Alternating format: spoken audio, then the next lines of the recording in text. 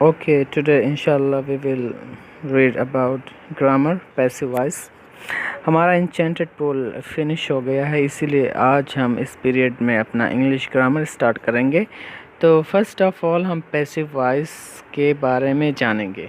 ठीक है, passive voice जैसे अरबी में मजहूल होता है, इसी तरह से इंग्लिश में भी मजहूल के सिगे के जैसा इस्तेमाल किया जाता है, जिसमें ऑब्जेक्ट को मफूल बनाया जाता ऑब्जेक्ट को फ़ाइल बनाया जाता है और सब्जेक्ट को बाय एजेंट के बाद हम उसको रखते हैं। तो आप ये जान लीजिए कि पैसिव वॉइस उन्हीं फ़ेल से बनेगा जो फ़ेले मुतअद्दी हों, यानी जिसमें ऑब्जेक्ट पाया जाता हो। अगर उस फ़ेल के अंदर या उस सेंटेंस के अंदर ऑब्जेक्ट ना पाया गया हो तो उसका पैसिव वॉइस नहीं बनता है।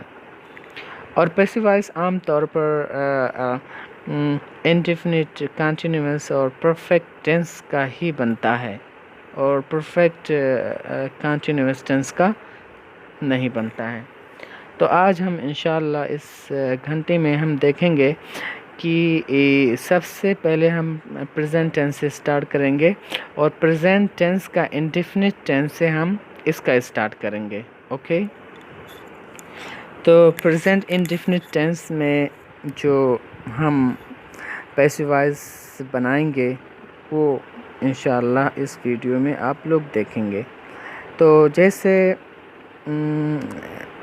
एक्टिव सेंटेंस में क्या होता है, शुरू में सब्जेक्ट होता है, फिर वर्ब होता है, फिर ऑब्जेक्ट होता है। लेकिन पैसिव वॉइस में भी ऐसे ही होगा, सब्जेक्ट प्लस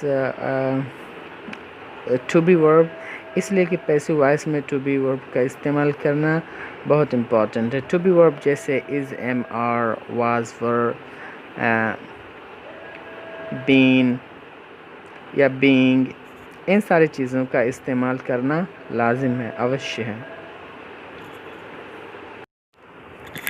फॉर एग्ज़ाम्पल हम देख लेते हैं एक्टिव वॉइस का, यानी प्रेजेंट इंडेफिनिट टेंस।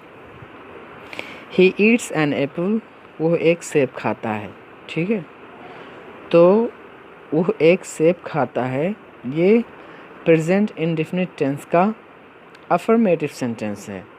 अब हम इसका पैसिव वॉइस कैसे हम बनाएंगे, इसमें आप देखेंगे कि फ़ाइल भी है, फ़ेल भी है और मफूल भी है, यानी सब्जेक्ट भी है, वर्ब भी है और ऑब्जेक्ट भी है। हम इसको जब पैसिव वॉइस हम जब बनाएंगे तो इसका जो मफूल है, यानी जिस पर काम हो रहा है, वो क्या है, एप्पल, एप्पल। ओके, वो एक सेब खाता है, तो खाने का काम जो हो रहा है वो सेब पर हो रहा है। अब इसको हम पैसिव वॉइस में अगर चेंज करना चाहेंगे तो ये जो ऑब्जेक्ट है हम इसको सब्जेक्ट बनाएंगे, फिर सब्जेक्ट के हिसाब से इज़, एम, आर का इस्तेमाल करेंगे। इसमें हम सिर्फ़ और सिर्फ इज़, एम, आर ही का इस्तेमाल करेंगे। अगर सिंगुलर है या ही है या शी है या इट है तो हम उसके साथ इज़ का इस्तेमाल करेंगे, और अगर आई है तो हम उसके साथ एम का इस्तेमाल करेंगे, और अगर सब्जेक्ट आपका यू है या दे है या वी है तो हम आर का इस्तेमाल करेंगे। तो ही ईट्स एन एप्पल, अब इसको हम पैसिव वॉइस में लाएंगे। सबसे पहले ऑब्जेक्ट जो कि एप्पल है, तो कहोगे एन एप्पल, एन एप्पल, एक सेब। अब एन एप्पल क्या है, ये सिंगुलर है, तो सिंगुलर के साथ हम इज़ का इस्तेमाल करेंगे। तो आप क्या लगाओगे, इज़ लगाओगे, एन एप्पल इज़।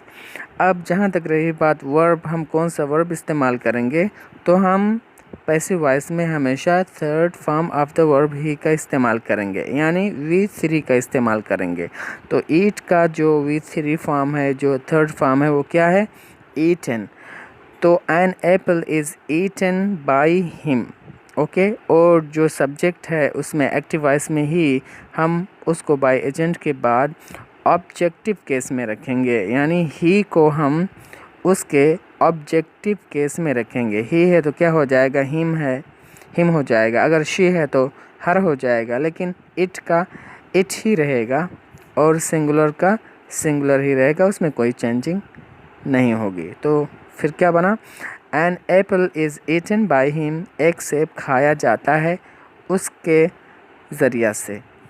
ओके, तो यहाँ हमने ऑब्जेक्ट को सब्जेक्ट बनाया, फिर वर्ब टू बी का इस्तेमाल किया सब्जेक्ट को देखते हुए, उसके बाद फिर हमने वर्ब का इस्तेमाल किया third form of the verb eat का, उसके बाद बाय एजेंट के बाद हमने जो एक्टिव वॉइस में जो सब्जेक्ट था उसको रखा।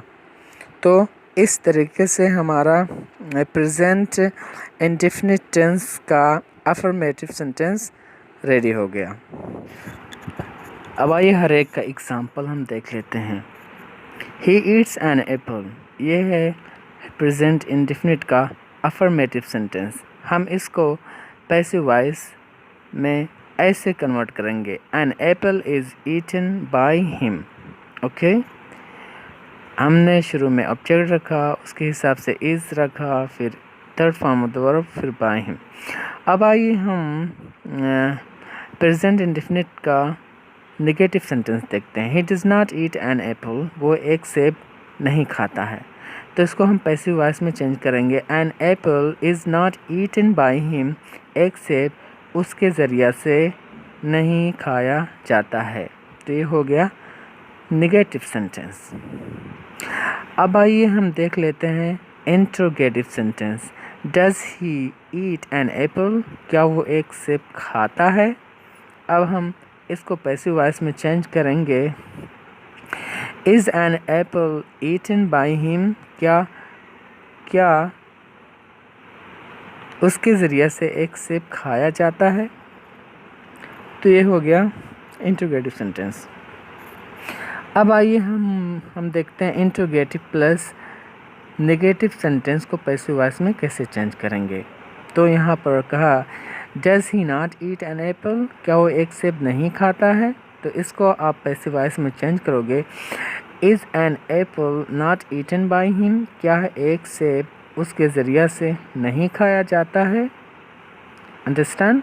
ओके, अब आइए हम देखते हैं WH questions sentences. Okay, why does he eat an apple, वो एक सेब क्यों खाता है। ओके, अब इसको पैसिव वॉइस में आप चेंज करोगे, why is an apple eaten by him, एक सेब उसके ज़रिए से क्यों खाया जाता है।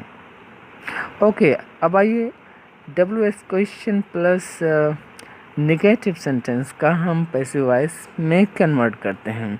Why does he not eat an apple, वो एक सेब क्यों नहीं खाता है।